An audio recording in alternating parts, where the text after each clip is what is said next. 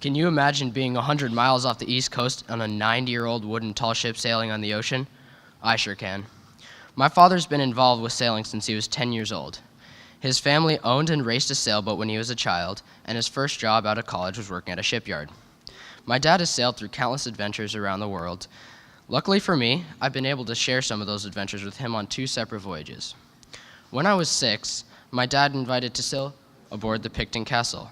The Picton Castle is a 3-masted bark with 12 sails and a length of 179 feet. He worked and sailed on her throughout the Pacific for 2 months. I thought that was the coolest thing ever and wished someday I could do the same. When he got home, I asked him how old I had to be to start sailing tall ships. He said that I probably had to wait until I was 18, but in the meantime, I might be able to sail with him on one in the future. Tall ships are large, traditionally rigged sailing vessels that include brigantines, barks, and topsail schooners. We've all seen them in movies like Master and Commander and Pirates of the Caribbean. In the past, they had many uses, such as warships, trading ships, and whaling vessels. Today, they are mainly used for training purposes in museums when they are retired. They are basically classrooms at sea where students can learn about marine environment and how to sail these majestic ships. When I was 10, my dad arranged for the 2 of us to sail aboard the tall ship Sorlandet, a Norwegian vessel about 210 feet long that was in Chicago for a tall ships event. When we arrived at the port, our jaws dropped at the sight of all the massive barks, schooners, and yawls that were rocking on the edge of Lake Michigan. I couldn't help thinking about how many voyages and places, how much weather, and how many sailors each of these ships had sustained over the years. We finally found Sorlandet. She was magnificent, sitting there in her so proudly in her place at the dock. My dad and I were assigned a watch. A watch is a 4-hour period of time, twice a day, when you are fully responsible for doing whatever needs to be done on the ship. Our watch was 8 to 12, which meant 8 in the morning till noon, and again from 8 p.m. to midnight. So that first night before we set sail, we patrolled the docks. We took in the fresh night air and strolled around the port, checking out other ships while keeping an eye on ours.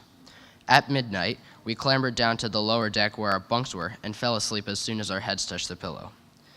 The next morning, it was time to set sail, and I couldn't help but smile.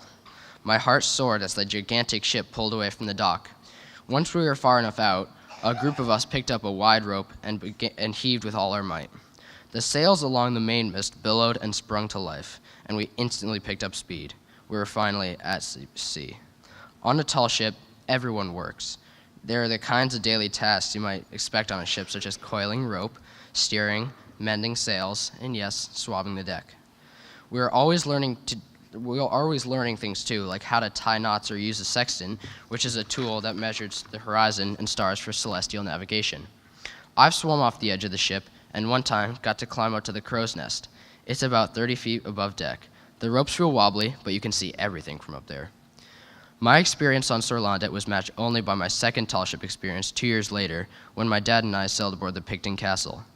This time, we sailed from the Delaware River all the way up to Greenport, Long Island. I had a little experience under my belt, so I knew better what to expect. The conditions were great, and we were able to sail quite fast at sea while sailing up the coast. My dad and I had the same watch again, 8 to 12, so I was up till midnight every night. You get to see some pretty cool things during that time, though, like the sun setting, the millions of stars in the sky, and the moonlight sparkling on the water. If you're lucky, you can see some wildlife too, like birds and dolphins. Both times, I was by far the youngest person on board. There is a regular crew of about 15 people, including the captain, the first mate, the second mate, and the cook. Then there are about 50 students, college-age and adults. I learned how to play poker from some of the older kids. There is one bunkroom with around 30 people, but believe me, you're so tired at the end of the day that it hardly matters. The food is pretty basic, like hamburgers and spaghetti, but you're always grateful for what Donald, the cook, makes you after all that work. There's a limited amount of food and water, so you can't be wasteful, and you have to be responsible for keeping things neat and clean. You learn a lot working on a tall ship. It's all about survival. You have to pay attention to the wind and the sea and learn to live at work with your shipmates. That is probably the most important lesson. You'd be surprised how small the ship feels after a few days on board. No matter what, you have to get along with everyone and work together as a team. These lessons have helped me in many ways, and I hope they will continue to as I grow older. The hard work on tall ships is worth it. After the voyage on Sorlandet, my dad brought us 2 root beers. He popped them open, handed one to me, and said something I'll never forget. Everything tastes better when you work for it.